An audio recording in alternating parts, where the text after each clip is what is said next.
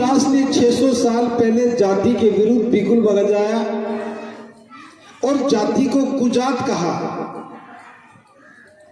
हमें इंसान को इंसान से जोड़ना चाहिए था, लेकिन जाति में लिपटे रहने के कारण हम अपने आप में ही सिमट गए। हर जाति के व्यक्ति को अपनी ही जाति अच्छी लगती है, दूसरी जाति के प्रति उसके मन में भी नफरत रहती है। और इसी को रविदास जी ने कुजात कहा और इससे आगे बढ़कर के कहा, जात पात के फेर में उलझ रहे सब लोग, रविदास मानुषता को खाते हैं जात पात का रोग। थोड़ा ध्यान से समझिए। गुरु रविदास जी कहते हैं कि सारा संसार, यह भारत के लोगों की बात है, हमारे देश में सारे लोग जाति पाति में उलझे हुए हैं। हर व्यक्ति जाति की बात करता है, जाति का महिमा मंडन करता है, अपनी जाति पर अभिमान करता है। तो जात पात के फेर में उलझ रहे सब लोग, सारे लोग इसी फेरे में, चक्र में उलझे हुए हैं। रविदास मानुषता को खाते हैं जात पात का रोग। जाति एक रोग है और जो सारी इंसानियत को खा जाती है। अब ये बिल्कुल स्पष्ट दृष्टिकोण है। जाति एक रोग है। जो भी व्यक्ति इस रोग से पीड़ित है, जो भी समाज इस रोग से पीड़ित है, उसकी इंसानियत खत्म हो जाती है, भाईचारा खत्म हो जाता है, उसका आपसी प्रेम खत्म हो जाता है।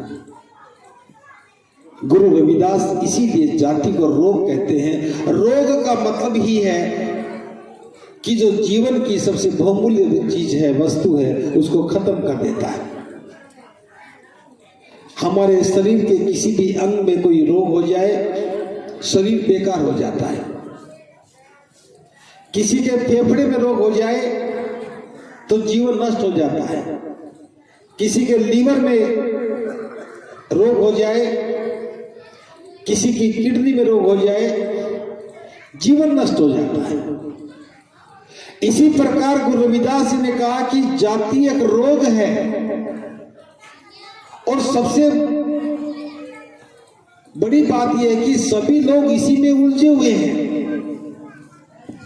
जब तक इस रोग को खत्म नहीं करेंगे, हमारे अंदर इंसानियत पैदा नहीं हो सकती, भाईचारा पैदा नहीं हो सकता और कभी भी मानवता नहीं पैदा हो सकती, क्योंकि जाति का रोग मानवता को खाने वाला रोग है। अब आज 600 साल के पहले बाद हम इस बात पर चर्चा कर रहे हैं। क्या हम लोग जो रविदास जी को अपना आदर्श मानते हैं, रविदास को संतों में शिरोमणि कहते हैं, गुरु रविदास जी की जयंती मनाते हैं, क्या कभी आज तक हमने सोचा है कि हमें इस रोग से मुक्त होना चाहिए? अकेले बाबा साहब की बात, रविदास जी की बात नहीं कर रहा हूं। अगर मैं बाबा साहब की बात करूं तो बाबा साहब भी कहते हैं, तुम जिस भी दिशा में जाओगे, जातिवाद के दैत्य से दो हाथ करने पड़ेंगे। दैत्य का मतलब राक्षस है। तुम जिस भी दिशा में जाओगे, जातिवाद के दैत्य से दो हाथ करने पड़ेंगे और जब तक इसे नहीं मारोगे, किसी भी दिशा में किया गया प्रयास कोई परिणाम नहीं देगा। जाति की बुनियाद पर जो भी निर्माण करोगे वह चटक जाएगा, टूट जाएगा, कभी भी पूरा नहीं होगा। ये बाबा साहब ने कहा।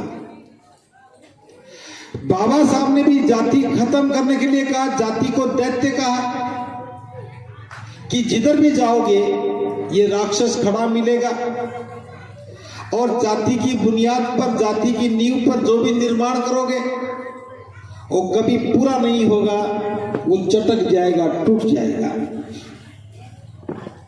लेकिन हम लोग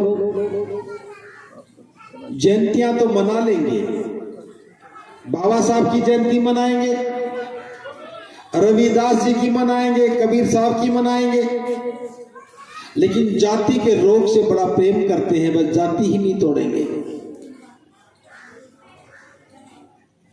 एक ही जाति के लोग गुरु रविदास जी की जयंती मनाएंगे, दूसरी जाति के लोग कहेंगे ये तो हमारे नहीं, अमुक जाति के हैं। और हम भी कभी ये प्रयास नहीं करते कि किसी को ये समझा पाए कि गुरु रविदास महापुरुष हैं, संतों के शिरोमणि हैं, ऐसे लोगों की कोई जाति नहीं होती। बाबा साहब की क्या जाति हो सकती है, बुद्ध की क्या जाति हो सकती है, कबीर साहब की क्या जाति हो सकती है। महापुरुष तो इस रोग से मुक्त हैं, महापुरुष इस रोग से पीड़ित नहीं है। वे तो हमारे जीवन के रोग को देख करके हमारे जीवन को निरोगी बनाना चाहते हैं, इसलिए इस रोग को खत्म करने की जरूरत थी और आज तक हम नहीं कर पाए हैं। आज गुरु रविदास जी की जयंती के माध्यम से हमारी समझ में ये बात आनी चाहिए कि जैसा जैसा गुरु रविदास जी ने कहा है, हमें अपने जीवन को वैसा वैसा बनाना चाहिए ताकि हम इस जाति के रोग से मुक्त हो सके, जाति के चक्र से बाहर निकल सके और जाति की उलझनों से पार निकल सके। तो हमारा गुरु रविदास जी की जयंती मनाने का मकसद पूरा हो जाता है। इससे थोड़ा आगे बढ़कर बात करें, आज भी हमारे समाज में अधिकांश लोग कर्जदार हैं, अधिकांश लोग मजदूरी करते हैं, न जाने कितने लोग दूसरे के खेत खलिहान में गुलामी करते हैं। कर्ज लेकर के मजदूर कारखानों में गुलामी करता है और गुरु रविदास जी ने गुलामी के जीवन को इससे बाहर निकलने के लिए कहा।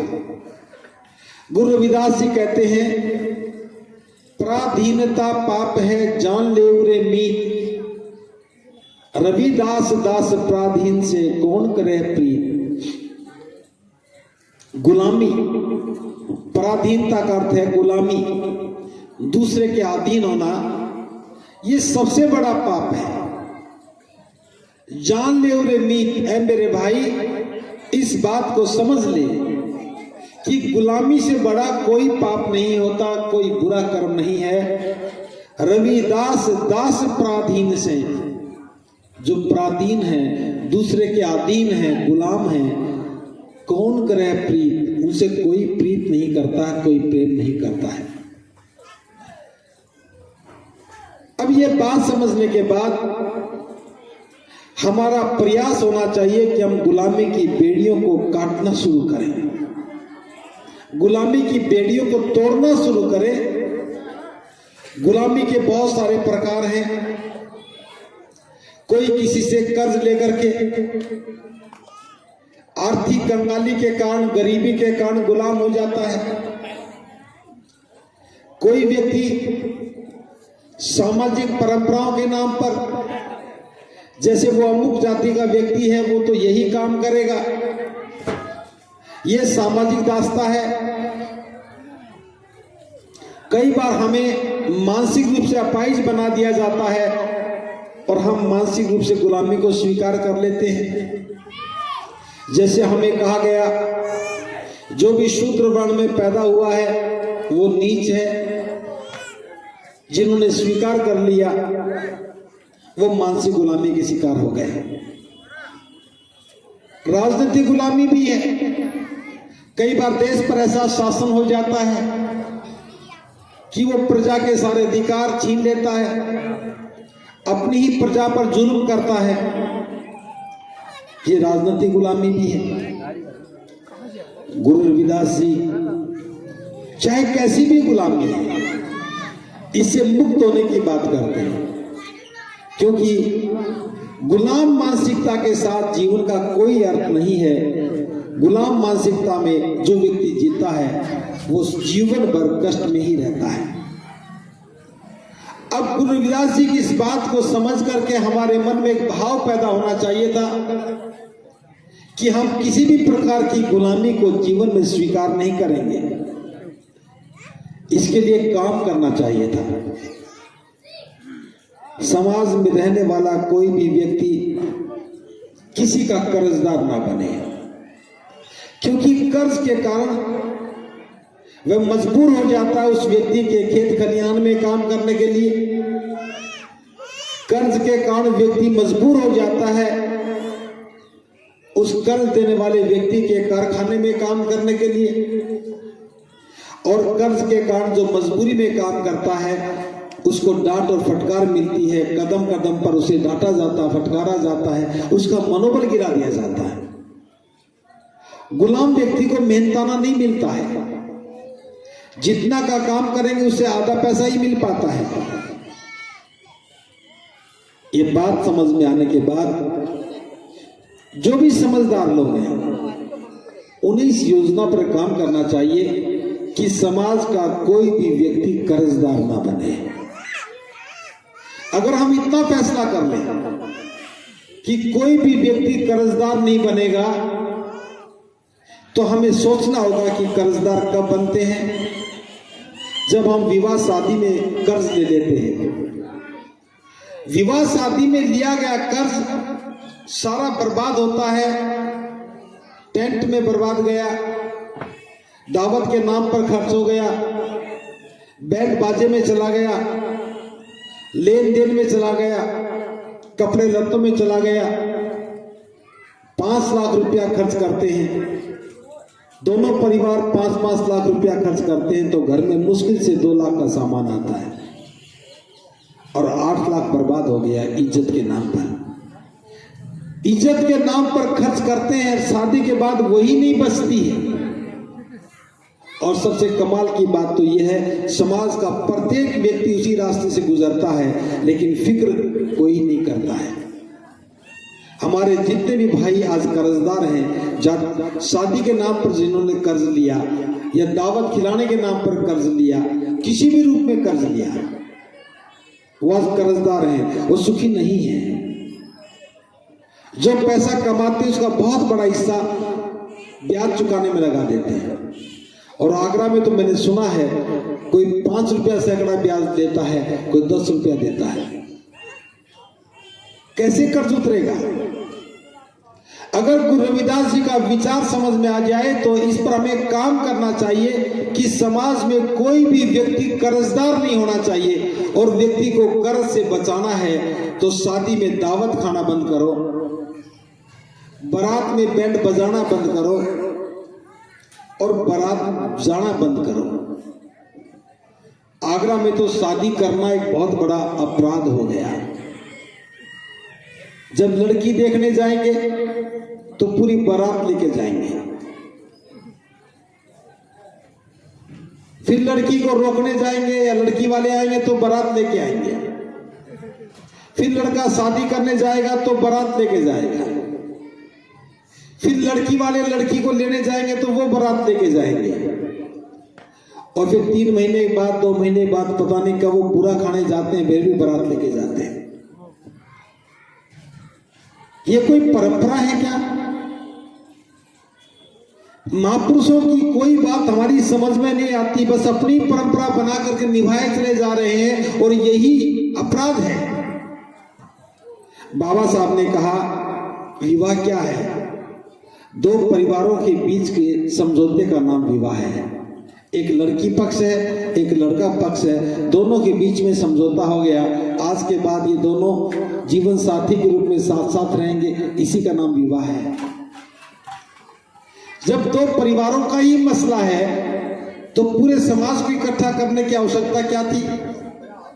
लेकिन सामाजिक परंपराओं के नाम पर हमने प्रत्येक व्यक्ति को कर्जदार बनाने का जो काम किया है, ये पूरी तरह से असामाजिक काम है, गलत काम है।